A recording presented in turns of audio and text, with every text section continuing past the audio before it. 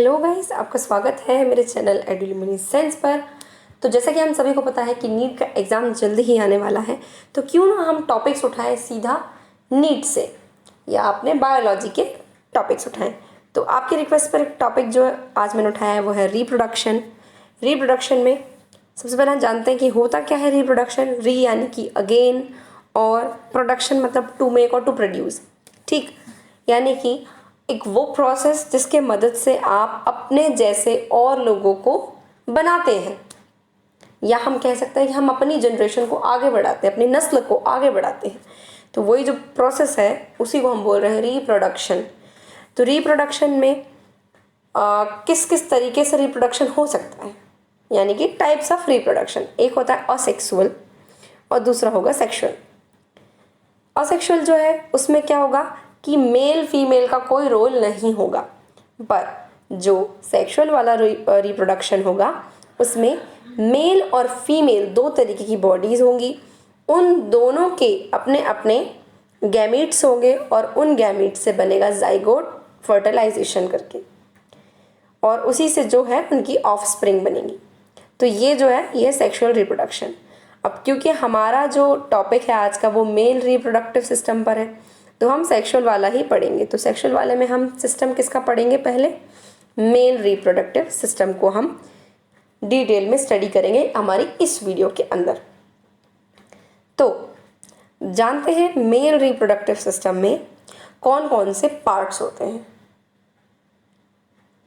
तो दो तरीके के ऑर्गन्स हो सकते हैं। पहला है प्राइमरी सेक्स ऑर्गन्स और दूसरे होते हैं accessory sex organs. Primary sex organ जो है वो कौन सा है मेल बॉडी में, जो एक्चुअली जिसको हम गोनैड बोल सकते हैं। क्या होते हैं गोनैड्स? टेस्टिस। मेल के केस में होते हैं टेस्टिस। और एक्सेसरी सेक्स ऑर्गन्स में क्या क्या आते हैं? सबसे पहले तो अलग अलग प्रकार की जो सेक्सुअल ग्लैंड्स हैं वो, जैसे कि कौन कौन सी हो गई, सेमाइनल वेसिकल्स हो गई, प्रोस्टेट ग्लैंड हो गई, बल्बो यूरेथ्रल ग्लैंड हो गई। ये सारी क्या है, सेक्सुअल ग्लैंड्स हैं जो कि एक्सेसरी सेक्स ऑर्गन्स में आती है। इसके अलावा यूरेथ्रा और पेनिस। तो ये जो सारे हैं ये क्या हो गए, एक्सेसरी सेक्स ऑर्गन्स हो गए। अब हम इनके बारे में डिटेल में स्टडी करेंगे। सबसे पहले हम जानेंगे टेस्टिस के बारे में कि ये क्या है, इसका क्या काम है और ये किस तरीके से स्पर्म्स प्रोड्यूस करते हैं। साथ ही साथ अगर ये गोनाइड्स प्रोड्यूस कर रहे हैं तो उनके प्रोडक्शन में या उनके मूवमेंट में इन सारे एक्सेसरी सेक्स ऑर्गन्स का क्या रोल है, किस तरीके से वो हेल्प करते हैं, ये हम जानेंगे हमारी वीडियो में आगे। तो चलिए, तो जैसे कि मैंने बताया आज का हमारा टॉपिक होने वाला है मेल रिप्रोडक्टिव सिस्टम के बारे में। तो मेल रिप्रोडक्टिव सिस्टम जो है वो दो तरीके के ऑर्गन्स कंसिस्ट करता है। पहले होते हैं प्राइमरी सेक्स ऑर्गन्स और दूसरे होते हैं एक्सेसरी सेक्स ऑर्गन्स, जैसे कि मैंने आपको बताया। तो प्राइमरी सेक्स ऑर्गन में हम टेस्टिस की बात करेंगे, उसकी पूरी डिटेल्स जानेंगे कि टेस्टिस कहाँ प्रेजेंट होते हैं और उसकी कितनी कवरिंग्स होती हैं, टेस्टिस के अंदर होता क्या है, हिस्टोलॉजी जानेंगे उसकी और उनका फंक्शन जानेंगे। फिर इसके बाद हम बात करेंगे एक्सेसरी सेक्स ऑर्गन्स के बारे में। एक्सेसरी सेक्स ऑर्गन्स जैसे कि सेक्सुअल ग्लैंड्स होती हैं डिफरेंट टाइप की, और इसके अलावा पीनस हो गया, यूरेथ्रा हो गया, उनकी भी हम डिटेल में बात करेंगे। प्राइमरी सेक्स ऑर्गन्स जैसा कि हमें पता है क्या होते हैं, टेस्टिस होते हैं। तो टेस्टिस क्या होते हैं ये जानने से पहले हम समझ लेते हैं कि टेस्टिस रहते कहाँ हैं। तो अगर आप स्ट्रक्चर में देखें, इधर ये जो पोर्शन है यहाँ, इसमें ये जो ब्लू कलर से मैंने बनाया ये है टेस्टिस, और टेस्टिस जहाँ रहते हैं, जहाँ सस्पेंडेड रहते हैं, उस स्ट्रक्चर को कहते हैं स्क्रोटम। तो क्यों ना पहले हम स्क्रोटम के बारे में जाने। स्क्रोटम क्या है? Supporting structure for testis consist of loose skin hangs from the root of penis. तो ये एक सपोर्टिंग स्ट्रक्चर है टेस्टिस के लिए। क्यों? क्योंकि टेस्टिस तो इसी के अंदर रहते हैं। ये कंसिस्ट करता है लूज स्किन, बाहर से देखी जा सकती है एक लूज स्किन होती है, वो आपका स्क्रोटम है। और ये जो है ये कहाँ से शुरू होता है? ये शुरू होता है रूट ऑफ पेनिस से। जो पेनिस है आप देख सकते हैं, इसका रूट कहाँ है? ये रूट ऑफ पेनिस, यहीं से शुरू हो जाता है ये स्क्रोटम। ठीक, मुझे लगता है आपको ठीक से दिख रहा होगा स्ट्रक्चर में। आगे बढ़ते हैं। आगे क्या है? Externally it looks like a single pouch of skin separated by a median ridge. मतलब कि ये जो है बाहर से लगता है जैसे कि किसी लूज स्किन का एक पाउच है, और ये सेपरेटेड होता है बाय राफे। राफे लिखा है यहाँ पर। अब अगर मैं आपको ऐसे दिखाऊं, समझाऊं, ये तो जो है लेटरल व्यू हो गया। अगर मैं सामने से इसको ड्रॉ करके दिखाऊं आपको, तो ये कुछ इस तरीके से दिखता है। तो यहाँ पर आप देख रहे हैं स्क्रोटम, अगर आप देखोगे तो उसमें आपको फील होगा कि हाँ सामने एक रिज है, एक मीडियन रिज है, आप समझ सकते हो ये। तो इसको हम कहते हैं राफे। तो बाहर की तरफ से ये जो है राफे की मदद से सेपरेट होता है, और यही राफे अंदर चल के क्या फॉर्म करता है? Scrotal septum. This is called scrotal septum. ठीक, तो ये जो स्क्रोटल सेप्टम है, ये क्या करता है? एक दीवार बनाता है। किसके बीच दीवार? टेस्टिस के बीच। अब दीवार क्यों? क्योंकि टेस्टिस क्या होते हैं? एक नहीं प्रेजेंट होता, पेयर में प्रेजेंट होते हैं, 1 और 2। दोनों टेस्टिस को अलग करने के लिए जो यूज हो रहा है वो है स्क्रोटल सेप्टम। ठीक, आगे क्या है? The location of scrotum and the contraction of muscles regulate temperature of testis. तो जैसे कि हमें पता है इसका ये जो लोकेशन है, ये लोकेशन क्यों यहाँ पे यूज हो रहा है, मतलब ऐसी जगह पर क्यों है ये? ताकि जो टेस्टिस है उसमें हमें पता है स्पर्म्स फॉर्म हो रहे हैं। स्पर्म्स फॉर्म हो रहे हैं तो भाई उनको एक स्पेसिफिक टेम्परेचर चाहिए। ऐसा तो नहीं है कि आप बहुत तेज गर्मी पड़ रही है, बहुत तेज सर्दी पड़ रही है, उसके हिसाब से आपका टेम्परेचर चेंज होता रहे। तो इससे तो क्या होगा, जो स्पर्म फॉर्मेशन है वो अफेक्ट हो जाएगा। तो इसलिए इसका टेम्परेचर, टेस्टिस का टेम्परेचर ठीक तरीके से बैलेंस्ड होना जरूरी है। तो उसके लिए स्क्रोटम का जो लोकेशन है वो उसमें हेल्प करता है, और उसकी मसल्स भी हेल्प करती हैं। और नॉर्मली टेम्परेचर होता क्या है टेस्टिस का? आपके बॉडी टेम्परेचर से 2 से 3 डिग्री कम रहता है। ठीक, मैंने यहाँ पर लिख दिया। अब है ना, एक बात हमने यहाँ पर की कि इट्स मसल्स, किसकी मसल्स? स्क्रोटम की मसल्स। तो 2 तरीके की मसल्स के बारे में हमको यहाँ पढ़ना होता है स्क्रोटम में। एक तो ये है और एक ये। अब समझते हैं दोनों कौन सी मसल्स है। तो ये जो है, ये जो सेप्टम है, स्क्रोटल सेप्टम, वो किससे बना होता है? सबक्यूटेनियस लेयर के साथ डार्टोस मसल से।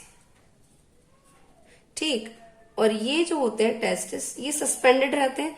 तो सस्पेंड ऐसे तो होंगे नहीं हवा में, है ना? कोई मसल काम कर रही होगी यहाँ पे, सिंपल सी बात है।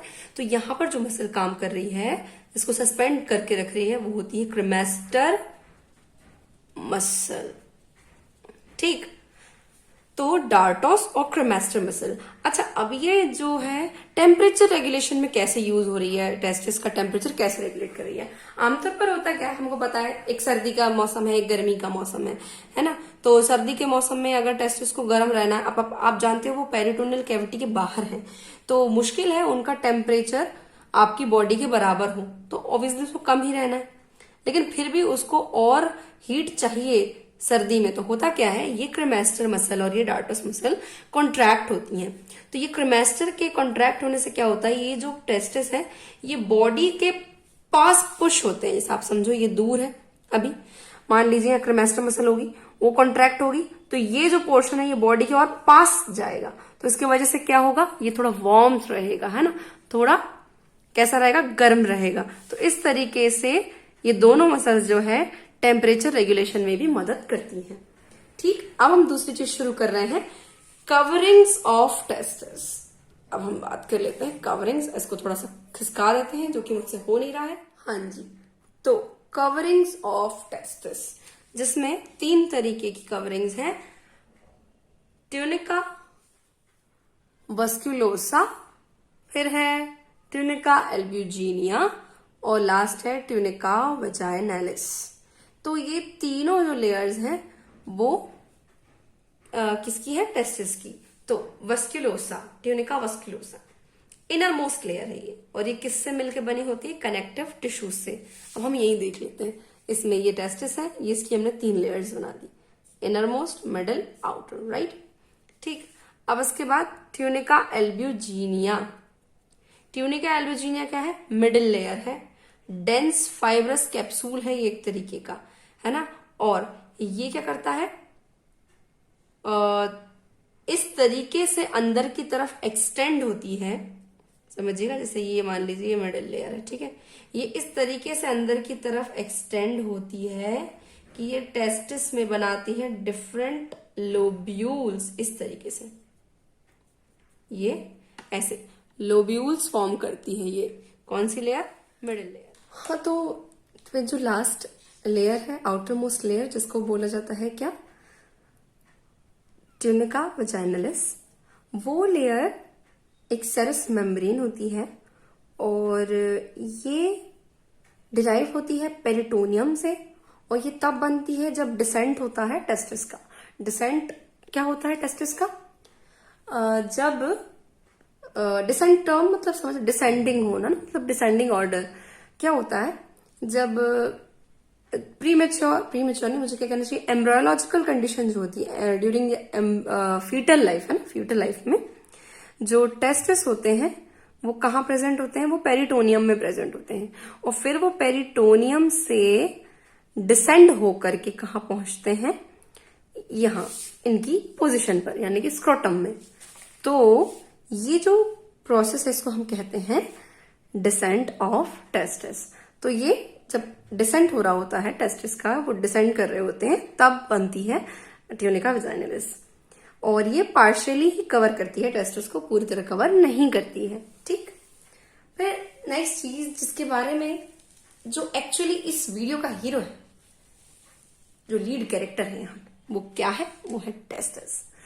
तो टेस्टिस क्या होते हैं, these are paired oval glands in scrotum measuring about 5 centimeter in length and 2.5 centimeter in diameter, और इनका मास कितना होता है, 10 से 15 ग्राम होता है। तो ये 5 सेंटीमीटर लंबे और कुछ 2.5 सेंटीमीटर डायमीटर में होते हैं, और ये एक तरीके की ओवल ग्लैंड्स है, मतलब कुछ सिक्रीशन इनका रहता है, ठीक है। और कैसे शेप के होते हैं, ओवल शेप के होते हैं। फिर नेक्स्ट चीज क्या है, testes have lobules. Each of the 2 to 300 lobules contain 1 to 3 lightly coiled tubules, the seminiferous tubules। मतलब क्या, जैसे कि मुझे यहां ड्रॉ करना चाहिए, ठीक। ये है एक्चुअली ये स्ट्रक्चर, यहां पर क्या बना हुआ है, ये टेस्टिस है, ठीक है, ठीक। मुझे लगता है कि मुझे डबल से ड्रॉ करने की जरूरत नहीं है, मैं कर देती हूँ आप लोगों के लिए। तो जैसा कि हमने बोला था अभी थोड़ी देर पहले कि जो ट्यूनिका एल्ब्यूजिनिया है वो अंदर इस तरीके से धसी होती है कि वो फॉर्म करती है लोब्यूल्स।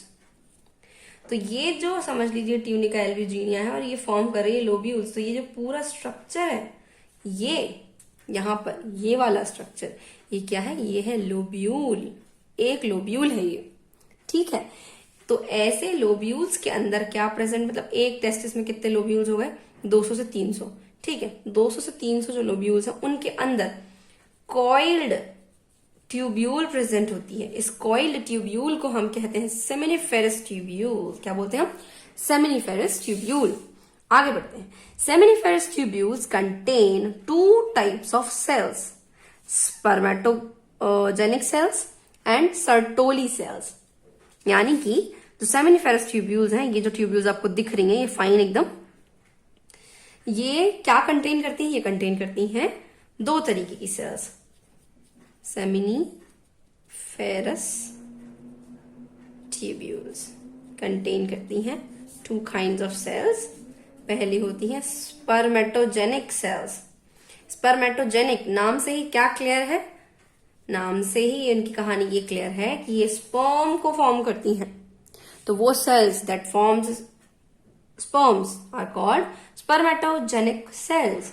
और दूसरी जो स्पर्म को बड़े होने में मदद करती है, यानी कि उसको न्यूट्रिशंस प्रोवाइड कराती है, वो होती है सर्टोली सेल्स। तो ये दोनों तरीके की सेल्स प्रेजेंट होती हैं सेमिनिफेरस ट्यूब्यूल्स में। तो यहां हम उसका वो देख सकते हैं एग्जांपल। समझ लीजिए ये सेमिनिफेरस ट्यूब्यूल है एक, और इसको कट करके, एक ट्यूब्यूल को कट करके यहां पर थोड़ा दर्शाया गया है, दिखाया गया है। तो मैं आपको अगर ये दिखाऊं, ये देखिए, ये सेमिनिफेरस ट्यूब्यूल है, इसमें ये ट्राइंगुलर शेप की दिख रही है, ये आपकी कौन है, सर्टोली सेल्स है, और ये छोटी छोटी ब्लैक जो है वो आपकी स्पर्मेटोजेनिक सेल्स है। ठीक, फिर क्या है, in the spaces between adjacent seminiferous tubules are cluster of cells are called Leydig cells और इंटरस्टिशियल सेल्स सीक्रेट टेस्टोस्टेरोन। ये ग्रीन कलर से जो आपको दिख रही होगी, क्या बोल जा रहा है कि जो एडजेसेंट आसपास की जो सेमिनिफेरस ट्यूब्यूल्स है उनके बीच में कुछ स्पेस खाली होगा, उस खाली स्पेस में भी कुछ सेल्स प्रेजेंट होती हैं, क्लस्टर्स प्रेजेंट होते हैं अलग अलग सेल्स के। तो वो सेल्स कौन सी होती है, लेडिक सेल्स होती है, और ये लेडिक सेल्स का काम होता है टेस्टोस्टेरोन का सीक्रेशन करना। टेस्टोस्टेरोन क्या है, मेल सेक्स हार्मोन है, वो इसके बिना जो मेल बॉडी है वो फुली डेवलप नहीं होगी, और जो ये जो सेक्सुअल ऑर्गन्स है ये तो बिल्कुल भी डेवलप नहीं होंगे ठीक से। ठीक, अब देखिए जैसा कि मैंने क्या बताया इस स्ट्रक्चर में कि ये लोब्यूल है, लोब्यूल के अंदर सेमिनिफेरस ट्यूब्यूल्स हैं। प्लीज मेरे पीछे की जो वॉइस आ रही है, जितने भी नॉइसेस आ रहे हैं एक्चुअली उन पे ध्यान मत दीजिएगा, क्योंकि मेरे आसपास हमेशा कंस्ट्रक्शन ही चलते रहते हैं तो आवाज आती रहेगी। तो ये सेमिनिफेरस ट्यूब्यूल्स है। सेमिनिफेरस ट्यूब्यूल्स में स्पर्मेटोजेनिक सेल्स होती है, सर्टोली सेल्स होती है। सर्टोली सेल्स जो होती है वो नरिश करती है स्पर्म्स को, स्पर्मेटोजेनिक सेल्स स्पर्म्स बनाती है। ठीक है, तो अब बात ये है कि स्पर्म्स को यहीं तो रहना नहीं है, यहाँ से बाहर निकलना है ना। तो होता क्या है, ये जो सर्टोली सेल्स है ना, ये इसको नरिश करने के साथ साथ कुछ फ्लूइड्स भी सीक्रेट करती हैं। ये फ्लूइड्स इस तरीके से प्रेशर क्रिएट करते हैं कि वो फ्लूइड अपने साथ स्पर्म को लेकर जाते हैं और कहा बाहर की तरफ ले जाते हैं। तो जैसा कि होता है कि सेक्सुअल अराउजल पर सीमन बाहर निकलता है ना, तो सीमन जब बाहर निकलता है तो उसके साथ स्पर्म्स भी बाहर निकलते हैं।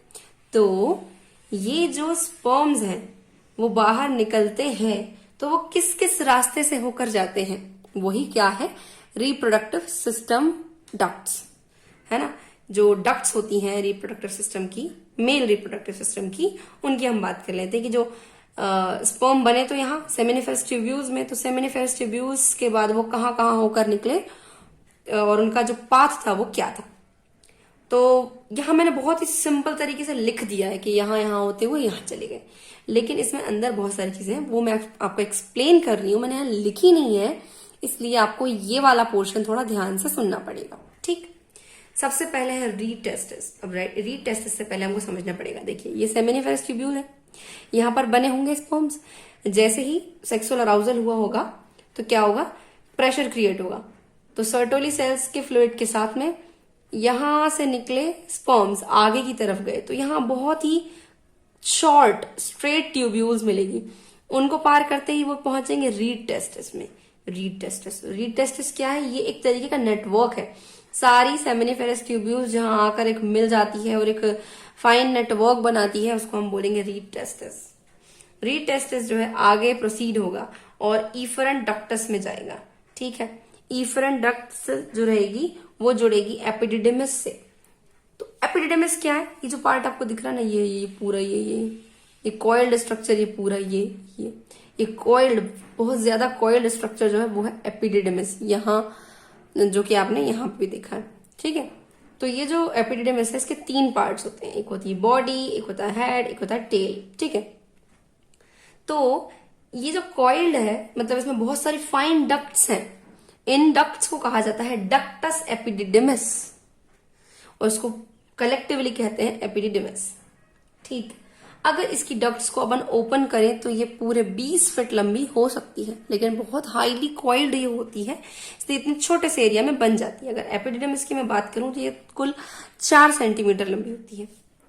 फिर हम बात करें अब यहां से होते हुए एपिडिडिमिस, अच्छा एक और चीज, ये जो डक्ट्स होती है एपिडिडिमिस में वो किससे बनी होती है, उनकी जो लाइनिंग्स है वो किसकी बनी होती है, सूडो स्ट्रेटिफाइड कोलुमिनर एपिथेलियम की बनी रहती है और उस पर प्रेजेंट होते हैं स्टीरियोसीलिया। फिर आगे ये जो कहानी है कहाँ जाएगी, मतलब स्पर्म्स अब कहाँ जाएंगे, कहाँ को मूव करेंगे, वास डिफरेंस में मूव करेंगे, इसको डक्टस डिफरेंस भी कह सकते हैं। तो नेक्स्ट जो है वास डिफरेंस है। वास डिफरेंस जो है वो क्या होती है, जब एपिडिडिमिस जो है, मैंने क्या बोला, हाईली कॉइल्ड स्ट्रक्चर है, जब इसका जो कॉइल है उसकी जो सुपर कॉइलिंग है वो कम होने लगे, यानी कि वो थोड़ी सी दूर दूर होने लगे, कॉइलिंग कम होने लगे और उसका डायमीटर इंक्रीज होने लगे। तो समझ लीजिए वो क्या है, वास्ट डिफरेंस है। वास्ट डिफरेंस ये क्या करती है, ये कनेक्ट करती है जो टेस्टिस है उसको बाकी के सिक्रेशंस में कनेक्ट होने के लिए कि ये सब मिले और फिर फाइनली इजैकुलेट हो जाए। तो ये जो आपको स्ट्रक्चर में दिख रहा है, यहां से ये एपिडिडिमिस है, यहां से ऊपर की तरफ ये जा रही है, ये वास्ट डिफरेंस है। ठीक, तो ये जो वास्ट डिफरेंस है ये कितनी 45 सेंटीमीटर लंबी होती है। और नेक्स्ट है वास्ट डिफरेंस जो है वो आगे जाके खुलती है किसमें, स्पर्मेटेड कॉर्ड, मतलब खुलती नहीं कहना चाहिए, ये जो स्पर्मेटेड कॉर्ड है, cord not cord, it's cord. तो स्पर्मेटेड कॉर्ड क्या होती है, यहां से निकला वास्ट डिफरेंस, कुछ टेस्टिकुलर आर्टरी है, वेन है, कुछ नर्व भी होगी, ये सारी, और हाँ कौन सी मसल आपकी, क्रेमास्टर मसल, ये सब चीजें इकट्ठी रहती है एक ट्यूबुलर स्ट्रक्चर में, उसी को कहते हैं स्पर्मेटेड कॉर्ड। ठीक, स्पर्मेटेड कॉर्ड ये होती है। तो यहां वास्ट डिफरेंस कहां से निकली, स्पर्मेटेड कॉर्ड से निकली। अब आगे जाके ये कहां मिलेगी, इजैक्युलेटरी डक्ट में। इजैक्युलेटरी डक्ट क्या होती है, यहां अगर मैं दिखाऊं आपको तो पता है हमको कि इजैक्युलेशन जब होगा तो सिर्फ उसमें स्पर्म नहीं होंगे, उसमें बहुत सारे फ्लूइड होंगे अलग अलग तरीके के। तो जैसे कि सेमाइनल वेसिकल्स होती है, प्रोस्टेट ग्लैंड होती है, तो इन सब का सीक्रेशन भी उसमें मिक्स होता है। तो जब वो मिक्स होता है जहां पर, वो इजैक्युलेटरी डक्ट है। तो लास्ट जो है इजैक्युलेटरी डक्ट कहाँ जाकर मिल रही है, यूरेथ्रा में। यूरेथ्रा जो है वो फाइनल इजैक्युलेशन करवाएगा बॉडी के बाहर, ठीक है, ओरिफिस से। यहां पर आप स्ट्रक्चर में देख रहे हैं ये ओरिफिस है, लेकिन जो यूरेथ्रा है इसको हम 3 पार्ट्स में डिवाइड कर सकते हैं। मेरा अच्छा खासा लिखा हुआ खराब कर रही हूं मैं, पर ये लिखना थोड़ा जरूरी है। फर्स्ट जो पार्ट है उसे हम कहते हैं प्रोस्टेटिक यूरेथ्रा।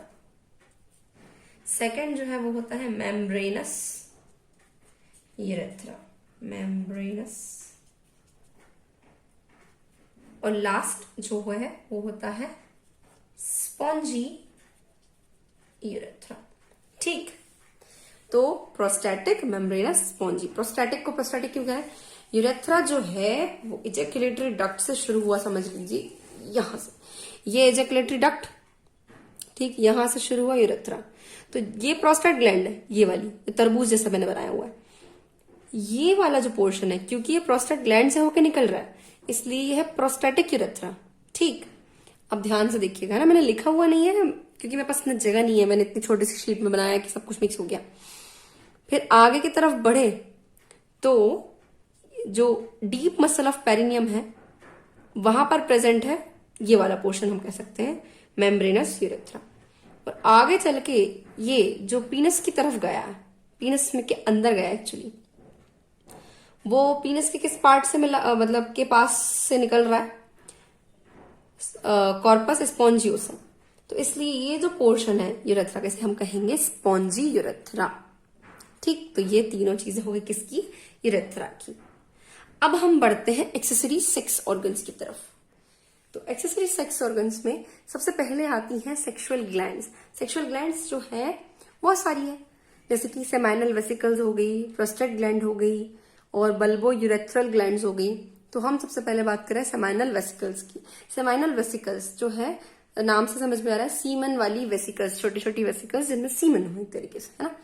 तो ये जो दिख रही है आपको, ये पाउच लाइक स्ट्रक्चर, इसको बोलते हैं सेमाइनल वेसिकल। ठीक है, ये क्या होती है, पेयर्ड होती है, कॉन्व्यूलेटेड पाउच लाइक स्ट्रक्चर होती है, 5 सेंटीमीटर लंबी होती है। और कहाँ प्रेजेंट होती है, posteriorly to the base of bladder. Bladder, urinary bladder जो है उसके पीछे की तरफ बेस में ये प्रेजेंट होती है, और anterior to the rectum, rectum ये रहा, रेक्टम के आगे ये प्रेजेंट है। ठीक, आगे क्या, ये क्या सीक्रेट करती है, secrete an alkaline viscous fluid that contains fructose, PGs यानी कि प्रोस्टाग्लैंडिन्स एंड क्लॉटिंग प्रोटीन्स। क्या, पहली बात तो ये एल्कलाइन है, समझिएगा ध्यान से, एल्कलाइन फ्लूइड, एल्कलाइन फ्लूइड का क्या फायदा है, यूरेथ्रा का जो पीएच है वो एसिडिक हो सकता है, तो उसको न्यूट्रलाइज करने के लिए एल्कलाइन फ्लूइड का होना जरूरी है, वरना स्पर्म्स मर जाएंगे। स्पर्म्स जो है वो एसिडिक पीएच पे नहीं टिक सकते, और जो फीमेल वजाइनल क्या कहना चाहिए मुझे, पीएच है वो भी एसिडिक ही होता है आमतौर पर, और किसी केसेस से भी ज्यादा हो सकता है, तो उसको भी अल्कलाइन करने में ये मदद करता है ताकि स्पर्म आराम से जी सके, नहीं तो स्पर्म तो एसिडिक एनवायरमेंट में मर जाएगा। फिर है viscous fluid that contains fructose. Fructose क्यों, क्योंकि स्पर्म को क्या चाहिए, एनर्जी चाहिए आगे बढ़ने के लिए, आगे बढ़ने के लिए एनर्जी चाहिए, कौन देगा, फ्रक्टोज देगा। प्रोस्टाग्लैंडिन्स, प्रोस्टाग्लैंडिन्स क्या करेंगे, मोटिलिटी बढ़ाएंगे पहली चीज तो स्पर्म की, और दूसरी चीज जो फीमेल बॉडी में जाकर, फीमेल रिप्रोडक्टिव सिस्टम में जाकर जो स्मूथ मसल्स होंगे उनका कॉन्ट्रैक्शन भी इंक्रीज करेंगे। Next, clotting proteins. Clotting proteins जो ब्लड में होते हैं उससे ये बिल्कुल अलग है, ठीक है। इसका काम होता है, क्लॉटिंग प्रोटीन्स का काम होता है जब इजैकुलेशन हो जाए तो सीमेन का क्या करना, कोगुलेशन कराना, ठीक।